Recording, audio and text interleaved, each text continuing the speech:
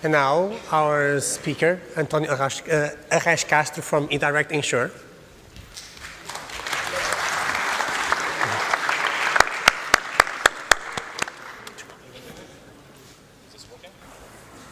It is? Oh, it's now. Okay, great. Hi, everyone. It's a pleasure to be with you guys here. I hope you are enjoying the conference so far. I was assigned a very difficult mission by the organizer, so I'll be doing the last talk before lunch, right? It's always hard. So most of you guys are probably thinking about food right now. I hope I can manage to delay your hungriness for like 20 minutes or so, and I'll try to make this as short as possible, okay? So I'm here to briefly share with you some insights about EdirectInsure's journey from a PHP monolith into a distributed platform in a very brief way. So a brief word about us. EdirectInsure is focused in the Asian market. Our headquarters are at Hong Kong. We have business operations in Thailand, and we have a development center at Porto. So essentially, our mission as a company is to implement the best e-commerce practices on the fintech scene. So we're basically focused on making sure our customers can buy products, insurance products from different and multiple underwriters, having less confusing and more appealing experience. About me, well, during the last few years, I've been focused on e-commerce mostly. I've had the pleasure with working at different multinational companies, and I also have the pleasure to have some old friends and recent friends sitting in the audience today, so it's a pleasure to meet you guys again. Do you guys know this movie? How many of you watched this movie? Raise your hands, please. Okay, not bad, not bad. I was afraid I would feel too old if you guys did not raise your hands, right? So this is an old movie from the time at which Clint Eastwood still looked cool, right? It's called The Good, the Bad, and the Ugly. We are not watching the movie, guys, so don't get too happy. I will basically honor this movie by trying to address what was good, bad, and ugly on our choices along the way. So in the beginning, things at eDirect looked like this. We had this huge monolith, very well shaped, built with PHP, right? And we did not feel too comfortable about it, right? Some of you may say, okay, I have a monolith and I'm happy with it, okay? There is no absolute rule that you cannot live happily with a monolith and you need to slice it out, right? There are a couple of good things about monoliths. For starters, you have like a very cohesive unit of code. Your code is like this big block that you can manage all together. This is eventually a good thing, right? You have all of your components designed and developed to work well together. So things may get easy to manage in some scenarios. Since you have everything all together, it may be easier to monitor, right? And eventually to debug how things go. Well, this may happen in some companies or business cases, not in our case. So this monolith was definitely not a good thing for us. So scalability in such a context is challenging, to say the least. If you have a specific component of the system that you want to scale, you have lots of challenges, and sometimes you are forced to scale a lot of things without an effective need for it. On top of that, you have very tight coupling between all system components, right? And this causes all sorts of troubles. If you damage one component, due to this tight coupling, several other components may simply cease to operate, right? You have lots of dependencies across teams, meaning that one team may easily block several other teams just because they committed a mistake or just because they are delayed. And if I am a team member, I am a developer, I developed something, this something is ready, it's done. What I should do is put this thing on the hands of the customer ASAP, right? The sooner we put this thing on the hands of the customer, the sooner we'll get feedback from it, and the faster we can react to any valuable feedback we may get. So having someone delayed just because other teams are doing their stuff and we need to deploy this monolith altogether does not make sense, right? So this is obviously bad for us as a company. So the ugliest things about this monolithical approach in our case and in most cases are very expensive releases, slowdowns, teams blocking other teams, and essentially your agility is frequently compromised, right? So what did we decide to do, as almost all other companies that move into microservices decide to do? We need to slice this thing, right? We need to break it apart. We need to decide how we pick up this huge monolith and without compromising business operations and business goals, how can we slice it out and make it more manageable and more appealing? So the typical path is something like this, right? You start with a monolith. You don't have the luxury to say, hey, CEO, we'll shut down business for a couple of months because we need to slice this thing out, okay? So just manage your expectations and your finances. Does not work that well. So you need to try to live with this monolith while you slice it at the same time, right? So the first step is typically, let's identify a couple of components that could be decoupled from the overall system. What are the best candidates for that? And then gradually you take one component out, then another, and you end up with a gradual microservice-based approach in having almost all components totally decoupled and living all together as a happy family, hopefully. So our first step was to decide which slices could be achieved, which services could be decoupled, right? And obviously we were decoupling a PHP-based monolith. So as soon as we decided which slices we would focus on, for example, third-party integration systems, payments systems, and so on and so forth, we identified a couple of slices and we started to decouple those. But then we needed to decide, will we still do this with PHP and reuse some of our old code? Or will we go one step further and not only slice it out, but also start to adopt new technologies? And obviously, we decided to drop PHP, right? I'm not saying bad things about PHP because I know that some of you work with PHP, right? I see some smiling faces that are still happy with it. In our case, it made much more sense, for example, to adopt Node.js for several services, and along with Node.js, with Express, which is probably the most widely used framework for Node.js, along with excellent package managers that Node.js provides, like NPM and Yarn. So, what was good? What was good in our case, right? It's always in our scenario. Mileage may vary across different companies and different experiences. In our case, the good things were good performance. We managed to have decent performance using Node.js for several services.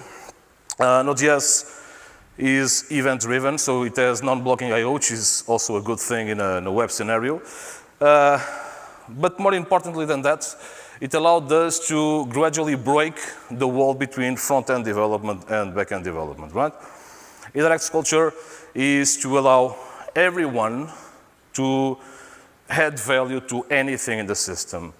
It may be an API, it may be a front-end thing, it may be wherever. So if I feel comfortable, if I think I can add value on some system component, I should be able to do so. In the past, that was not possible. So there was a clear separation of front-end devs and back-end devs, right? If you are a front-end dev, you cannot touch the APIs because there's another team doing that. And we wanted to avoid that, right? So the fact that we could use JavaScript for both front-end and back-end was appealing for us. And this allowed some of our front-end developers to expand to some of the traditional topics that were usually reserved to back-end devs. And this is something that worked quite well for us. On top of that, already shared that there is very good there are very good solutions for package management. We use NPM and Yarn. It's lightweight, and it has a very vibrant community, right? There are some bad things, right? Node.js allows you to build single-threaded applications.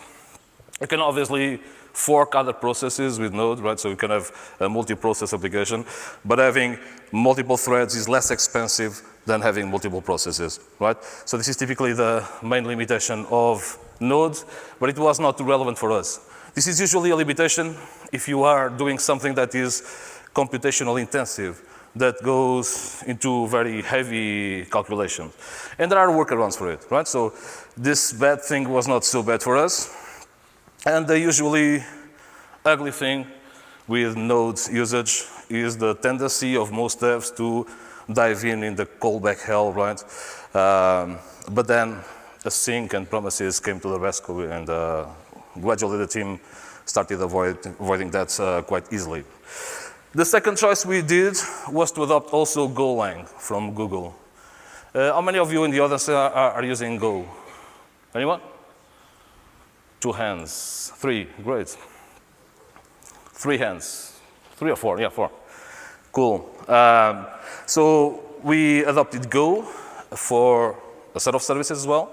And this is one of the key advantages in decoupling a monolith into microservices. You can use different technologies in different services. That's not a problem. It's a huge advantage, in fact. And we use 2 of the most popular frameworks for Go, Gin, and BGO. So good things about Go. Well, it was designed and implemented thinking about performance. You get the closest thing to C++ you can get on the web. It was totally prepared and thought of to allow very good concurrency. It has obviously some juicy things like garbage collection and so on and so forth. So performance-wise, this was excellent. In fact, we chose GoLang for our most demanding services, right? The ones that required more performance and were more aggressive. Bad thing. Well, I've just proved it initially, right? There are many of you here, only 4 are using it, right? So it's super, super hard to hire resources. In fact, most of our resources that are working on Go, they were trained by ourselves. And it's very difficult to hire new guys to onboard with Go. This may improve in the future, but now and during the last year, it was super difficult to hire people. Well, there are some ugly things, but even this is arguable, right? You have no classes, you need to go with structs, you have no inheritance, you don't have the traditional exception handling mechanism, but for some people, this may not be ugly at all, right? In fact, some people don't really like OOP and classes and inheritance. But anyway, this is an ugly thing that when you start to work with Go, you may miss for some time. On top of this, so Go and Node.js for the backends, for the services layers.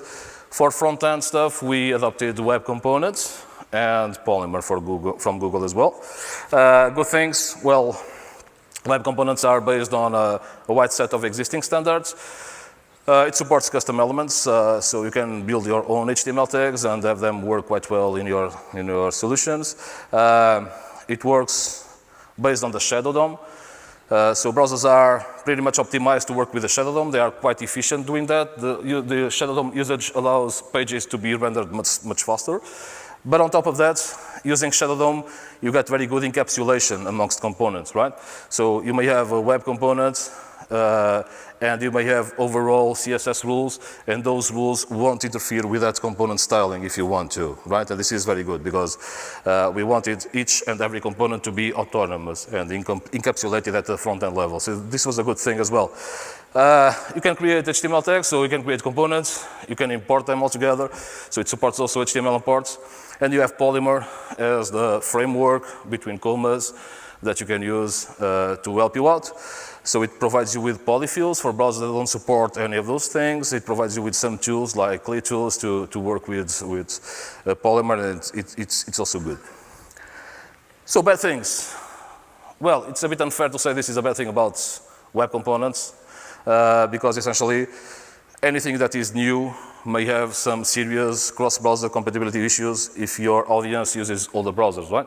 We have Asian customers, we have people browsing our systems in Thailand, so it's not always easy to guarantee that everything that we'll do will be cross-browser compatible. So this is a common challenge in all e-commerce companies. It's not our exclusive.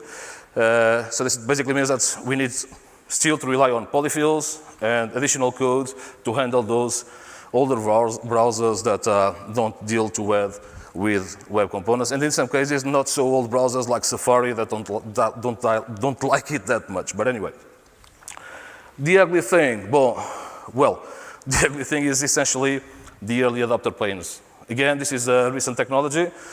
Not many people are using Polymer and web components right now. If I do a quick poll right here, who uses Polymer and web components? Raise your hands. Just me. Who uses React?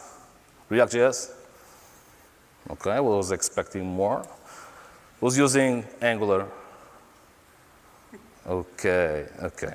So it's far easier to hire people that know React, that know Angular, than people that are experienced dealing with web components along with Polymer. So we decoupled the PHP monolith into services gradually. We used GoLang for the most demanding ones. We used Node.js for the rest of the services. We used Polymer and web components for the front-end part. Then we needed, obviously, to move on with automating everything, because when you move from a monolith into multiple microservices, you need to make sure that the automation layer that you have is much more advanced, right? So you don't want people to be blocked because you have too many moving parts. So focusing on the infrastructure, we used and we kept on using Ansible, right, for orchestrating our infrastructure. On top of that, we adopted Docker and Rancher to help out with Docker in our efforts. Who knows about Rancher? Okay, 4 people, not bad. Rancher is a pretty interesting tool for those of you that want to start to play with Docker, right? You want to start to play with Docker, you want to build some containers, you want to orchestrate them, you want to create clusters, you want to create quickly a staging environment, you want to manage all those machines, you want to, for example, define your desired state and have the system achieve that state as Kubernetes does. You can use Rancher to do that quite easily, right? So the good things about Rancher are it's a very interesting tool that supports multiple orchestration engines, and this includes Kettle. Kettle is the orchestration engine from Rancher, the initial version. It supports Docker Swarm, which was basically integrated in Docker itself and became Docker native. It supports Apache Mesos and Marathon. It supports Kubernetes as well. And in fact, Rancher version 2 became totally based on Kubernetes. So it's the key focus on the Rancher ecosystem. So the main advantage you get from Rancher is that it will handle most of the heavy lifting for you, right? It helps out quite a lot. Also, if you want to quickly move on to Kubernetes, Rancher v2 has what they call the RKE. The RKE is basically Rancher Kubernetes engine, and it makes the task of creating a Kubernetes cluster much easier. Okay, so it's far easier than dealing with Kubernetes at a lower level. The bad thing, well, honestly, I don't have too many bad things to say about Rancher. I may have some in the future, let's see next year, but so far so good. The only ugly thing I could point out is that if you guys wanted to use Rancher on top of Docker and Docker Swarm, for example, and you wanted to stick with it, with a move from 1.6 to 2.0, you are moving to Kubernetes. So you don't get the chance to run away from Kubernetes, if that's the case. But again, why should you do that, right? When we evaluated Docker Swarm against using Apache Mesos and Marathon. We evaluated using Kubernetes, and we went with Docker Swarm initially because it had the flattest learning curve, and it was far easier to implement. But obviously, at that time, we already acknowledged that Kubernetes will be the most advanced solution. Okay, but it has a steeper learning curve. The additional upfront investment was higher, right? Rancher now makes it much easier to go directly into Kubernetes altogether. So it's worth to take a look if you guys never seen it before. So brief mention about testing. Moving into microservices means we have to test much faster. We have to mitigate all possible dependencies, etc., etc., etc. So and so on and so on and so on. So we basically use the very typical stack in what concerns quality assurance. For automation tests, we are using BDD, or behavior-driven development, supported by Cucumber. We write our test cases using Gherkin. We implement those tests using Selenium WebDriver and also some Java involved. We use Appium for mobile testing, and so on and so forth. So it's a pretty typical stack for web components. Regarding API testing, we use Postman for the most granular things as everyone else. We use SOAP UI for API testing, more advanced stuff, and we use Swagger to document and test our APIs as well. For stress testing, we use JMeter. For us, it's still a very, very good tool. Typically, JMeter will allow you to go to Google Analytics, check your usage patterns, right? What your customers usually do on your systems, on your site, on your solution, and then you can model that using JMeter entirely. And then you can schedule those tests to happen daily or whenever you want, and see how much load you can handle, right? So it's still a pretty relevant tool for us. There are some deviations from this one, like BlazeMeter, that makes it even more easy to use JMeter without the lower level details, but for us, JMeter is simple enough for everyone to use. So for those of you that don't know it, I recommend you take a look into it. Obviously, when you move from a monolith to microservices, the number of microservices start to grow like mushrooms. You need to keep a close eye on everything, right? So monitoring is critical. This is basically what we are using, nothing too fancy. So we are using the Elastic Stack for log aggregation. We use Elasticsearch as our storage layer. We use Logstash to make sure that all the logs from all the systems and all the applications are transformed into the right format. Then they are stored in Elasticsearch. We use Kibana for visualization, and we use bits, mainly file bits and metric bits, to ship stuff that goes through Logstash into Elasticsearch. But the Elastic Stack is good for log aggregation, right? You want to see the logs from all your instances, from all your services in one single place. That's the only thing it does. And it's not even the best solution for that. It's probably one of the least expensive ones because there is a free version for you to use. There's a paid one and a free version. But for monitoring, you need someone, or you need something that works well with time series databases, right? And for that, we use Prometheus. Prometheus was initially developed by SoundCloud, and then it became adopted in the industry. So it's pretty good. It's scalable, allows you to define plugins and build your own plugins. It integrates quite well with different systems. So it's pretty flexible and quite good. On top of Prometheus, we have Grafana for visualization and for our dashboards. And we also use New Relic for server-side and client-side performance evaluation. So until now, I focus essentially on the stuff that we are using.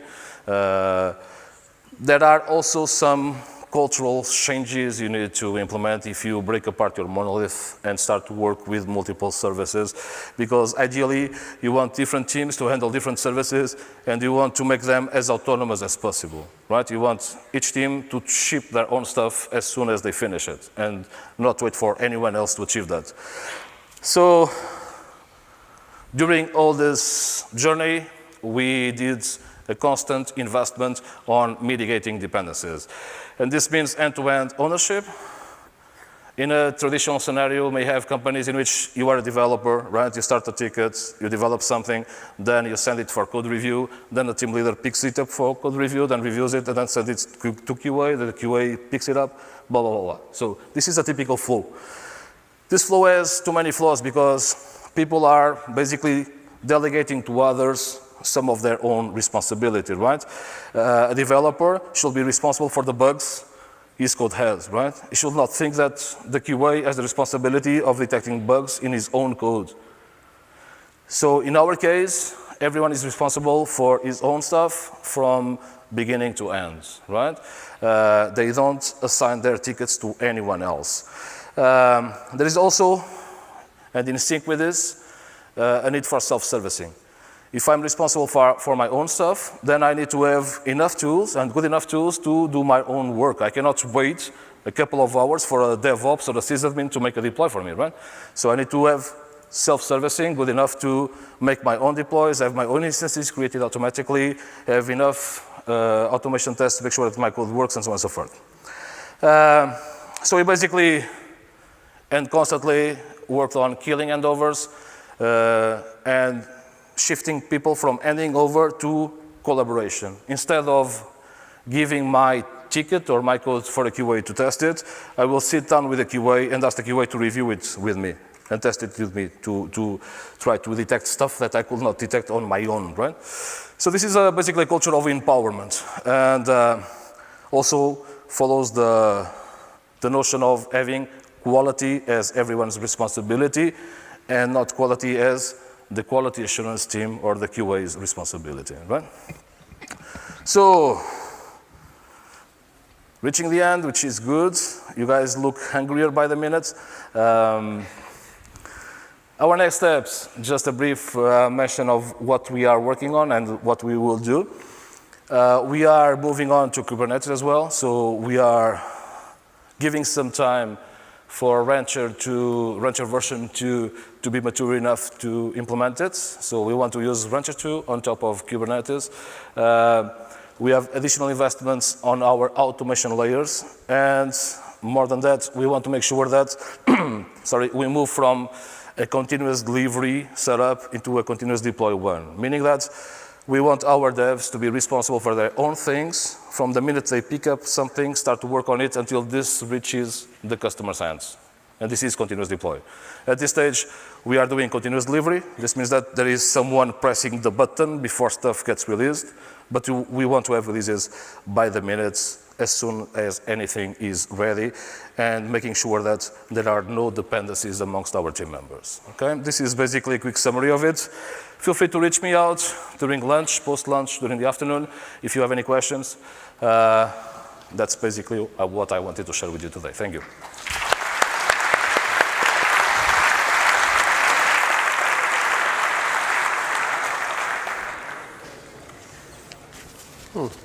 I think I messed up. You want to use mine? Question? I'll show. We have questions before lunch. That's uncommon, right? I think you were the one that started and you. Okay, so over there. No, over there. Fetch some water.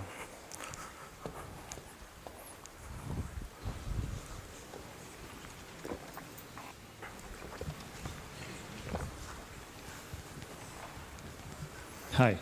Regarding the front-end stack, what was the motivation for using web components and not a library like Angular or React? Thanks. Well, ultimately, there was probably not something that we could do with web components that we could not do with React, right? Web components work well with Shadow DOM. React has the virtual DOM for the same purpose. But at the same time, we were trying to empower also the business teams and the product teams and the marketing teams to do their own stuff, right? We had the Portuguese team having requests to build content areas that ultimately someone else could build if the right tools were in place.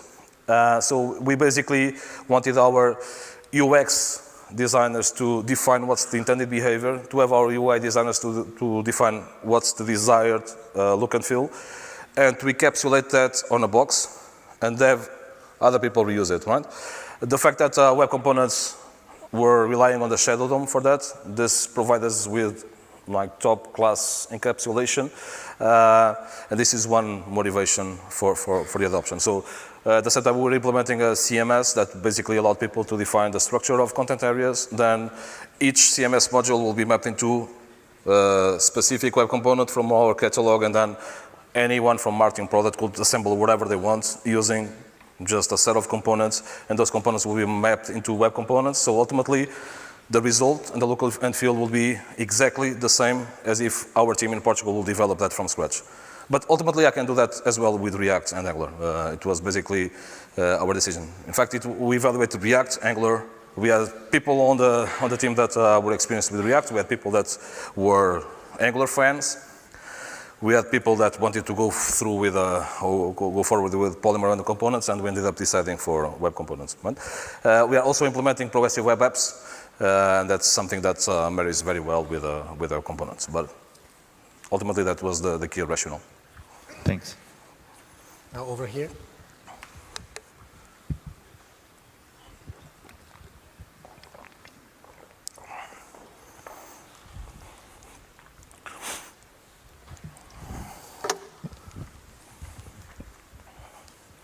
Hello. What was the biggest difficulty that you had when you transitioned for monolith to microservices? And have you completed this task, or did you get rid of that monolith? Yeah, it's dead, right? Well, it has some zombie parts, but those zombie parts were transformed into latent tools, so it's dead. The challenges are pretty common, right? If you create more moving parts, then you have more stuff that can fail.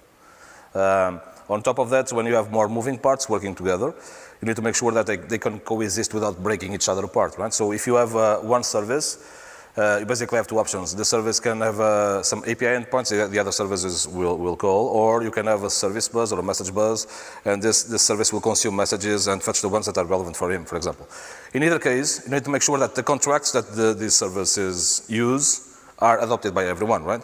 So if you have one service with, let's say, a RESTful API and some endpoints, and you change that, you need to make sure that you keep the old version active long enough while you launch the new version, and you give some grace period for the rest of the services to migrate from the earlier version to the new one, and then you shut down the older one to make sure that if any other team did not have time to migrate to your newer API version, you'll give them enough buffer for that, right?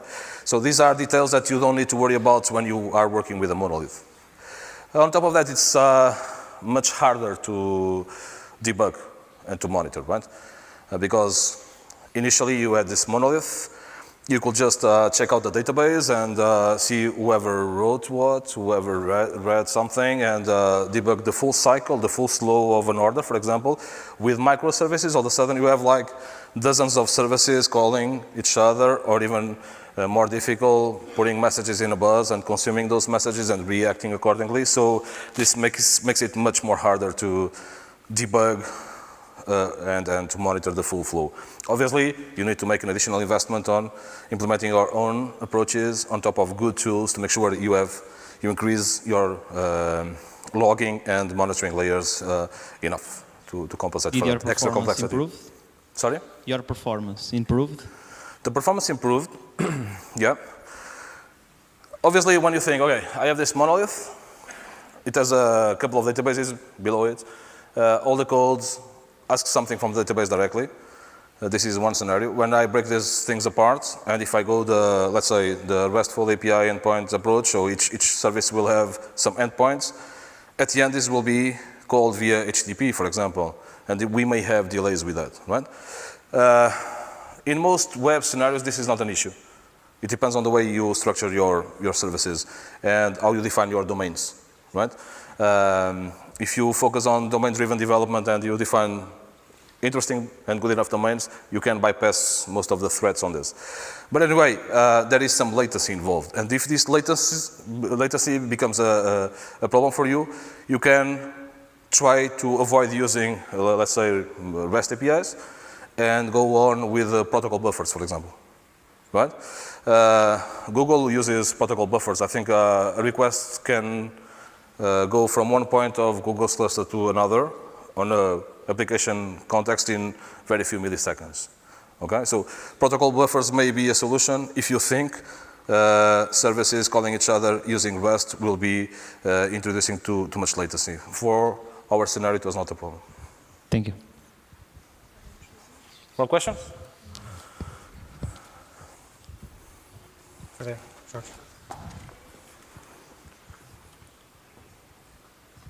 Like you are an e-commerce website, and like it's important probably to search engine traffic. So probably you need to do server-side rendering of the pages.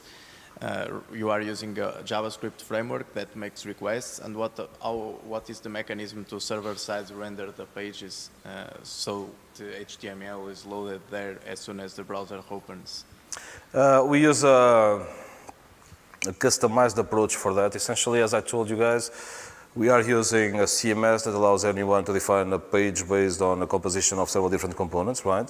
When you use web components, if you have a page, you should vulcanize that page. This means like aggregating all the HTML imports that you have, right? Putting them in a single file or in a single unit that can be shipped to the customer, and then serving that.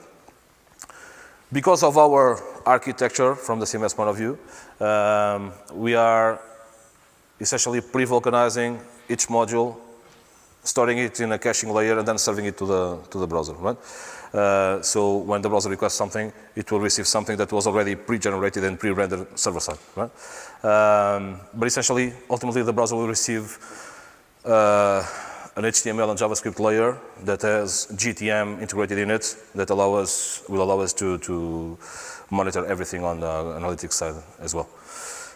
So essentially, we pre-process everything, we store it in a caching layer, and we serve from it, right? It's a caching approach that we implemented. So you have like a browser that renders the thing on the server, you catch the HTML the browser computed, you save it, and then you can save it. Essentially, we have Redis as a caching layer, we have vulcanized pages on Redis, vulcanized modules, and whenever the browser requests something, those modules will be fetched already pre-vulcanized and pre-processed.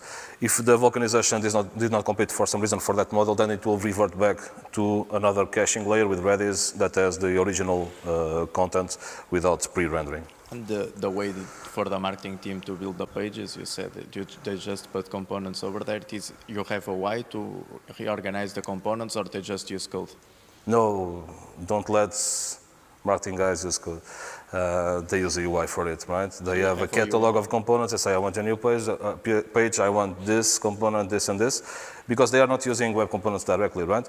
They're using CMS modules, and those CMS modules, in turn, they map to components. So they don't touch code. So, okay. They define the schema of the content, and then the right components, the right modules, and the right versions will be fetched automatically. So you have a web page builder, basically.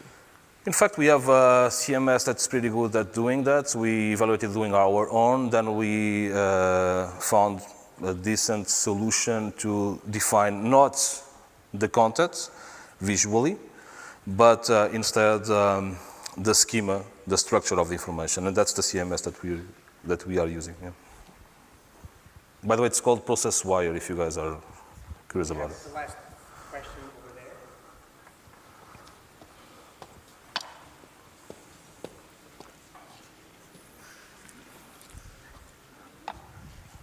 She walks a lot, man. She should have something like. Hi. How did you manage new features incoming and merging old features to the? You need to manage new features in old monolith, and at the same time migrate those features to new service. How did you manage? Because the business can't stop. Having both and keep it migrating at the same time. Yeah, it's sometimes it's like a two-phased approach, right? You have, let's say, a payment gateway in the monolith, and you decide, okay, I don't want this integrated with the monolith, I want to have a dedicated payment service, let's say. What we started to do is that we created a payment service for new payment methods, right? So some payment methods will be already provided by that service, while the original payment method was still on the monolith. And then we migrated this one as soon as we have some buffer for it. Okay, so it's like we don't stop everything and say, okay, we refactor this and we'll break it apart, right? We try to create new stuff on the new service, a fresh thing, right?